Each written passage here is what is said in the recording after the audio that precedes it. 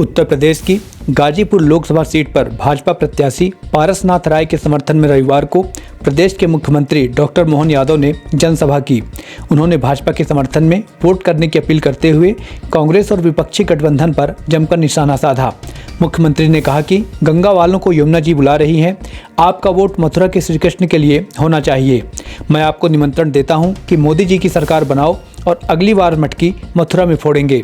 उन्होंने कहा कि कांग्रेसी व गठबंधन हमारे भगवान श्री राम और श्री कृष्ण को नहीं मानते, उनके अस्तित्व पर प्रश्न चिन्ह लगाते हैं, गीता गौ माता को नहीं मानते, कोई इनको वोट क्यों देगा। सीएम यादव ने आगे कहा कि प्रधानमंत्री नरेंद्र मोदी भी एक गरीब परिवार से आते हैं, वे देश का नेतृत्व करने के लिए आगे आए हैं। सीएम ने कहा कि गाजीपुर में गुंडागर्दी करने वालों, बम फोड़ने वाले आतंक के पर्याय को ठिकाने लगाना जरूरी है। यहाँ निरपराध मारे जा रहे हैं, क्या उनके साथ संवेदना नहीं होनी चाहिए। उन्होंने कहा कि गाजीपुर की फिजा बता रही है कि मौसम बदल रहा है, अब यहाँ कमल का फूल खिलेगा। जिस दिन वोट पड़ेंगे उस दिन आप अपनी उंगली का सदुपयोग करना, अपने आप ये सारे के सारे लोग धराशायी हो जाएंगे, कोई बचाने वाला नहीं इनको। क्योंकि हम बताइए, इस देश के अंदर रावण की संस्कृति बढ़ेगी, कृष्ण के बजाय कंस की संस्कृति की जय जयकार कराएं। अरे भगवान कृष्ण की जय जयकार नहीं कराएं तो किसकी कराएंगे। और जब भगवान राम अयोध्या में मुस्कुरा रहे हैं, मैं महाकाल की धरती से आता हूं, मेरे साथ जयकारा बोलिए, बोले महाकाल महाराज की। जब महाकाल मुस्कुरा रहे हैं, भगवान राम मुस्कुरा रहे हैं, तो जमुना जी वाले ने क्या बिगाड़ा है। अब की बार कृष्ण कन्हैया को मुस्कुराना चाहिए कि नहीं मुस्कुराना चाहिए, गोपाल कृष्ण को मुस्कुराना चाहिए कि नहीं मुस्कुराना चाहिए। तो योगी जी ने भी तैयारी कर ली और मोदी जी तो और आगे निकले। उनने द्वारका जी के अंदर भेद द्वारका तक जाने का पुल बना दिया है।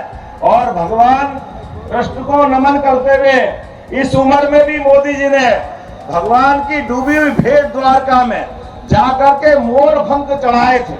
और मोर पंख नहीं चढ़ाए, वो हमारी सनातन संस्कृति की जय जयकार करने गए थे। वो इतिहास याद रखो। आप उल्टा जो आपके घर वोट मांगने आए, आप उनसे कहना कि भैया बताओ, आप भगवान राम के मंदिर का क्यों विरोध कर रहे थे। अरे भगवान राम के मंदिर में अब तो मुस्कुरा रहे हैं, एक आध फोटो खिंचवा के आए क्या, कोई ये गए क्या इनके पास मथुरा, अयोध्या, द्वारका, जरा फोटो तो बता दो, वोट मांगने आओगे।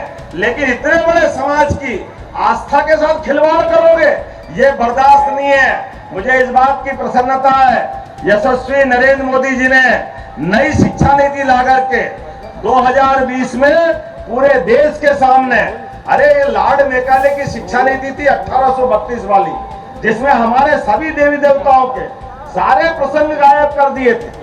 कोई भगवान कृष्ण को याद नहीं कर सकता है, कृष्ण के भगवान के गरीब आदमी से सुदामा की दोस्ती को याद नहीं कर सकते, उनके प्रसंगों की बात नहीं कर सकते, भगवान राम के अच्छे प्रसंगों को याद नहीं कर सकते।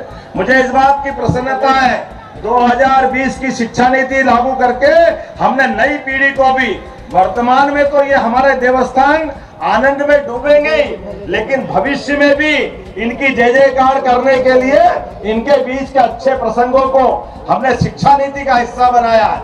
नरेंद्र मोदी जी के लिए ऐसे ही नहीं कहते हैं, अरे कानून, आप तो बैठे राज्यसभा में बैठे, जोरदार ताली बजाओ नीरज जी के लिए। अंग्रेजों का कानून आईपीसी 1862 का अपराध दंड संहिता, क्या भारतीय दंड संहिता, अरे इस देश के अंदर कानून का राज लेने आओगे। लेकिन अंग्रेजों ने कहा कि कानून की देवी के आंख पे पट्टी बंधी रहती है, इसलिए वो न्याय करेगी। अरे भैया, ये हिंदुस्तान है, मैं तो विक्रमादित्य की नगरी से आता हूँ, हमारे तो पंच परमेश्वर न्याय कर देते हैं। अरे खुली आंखों से नहीं देखोगे तो न्याय क्या करोगे। मुझे इस बात की प्रसन्नता है, ये सारे चिन्ह नरेंद्र मोदी मिटा रहे हैं जो अंग्रेजों ने या कांग्रेस ने लागू किए हुए थे। अब ये अपराध संहिता, अपराध दंड संहिता किसको कहते हैं, अंग्रेजों ने यहाँ पे राज किया, इसलिए वो दंड संहिता की बात करते हैं। हम तो न्यायधारी लोग हैं, न्याय पसंद करने वाला समाज है, इसलिए न्याय संहिता बनी है। एक एक करके, एक नहीं कई सारे निर्णय किए।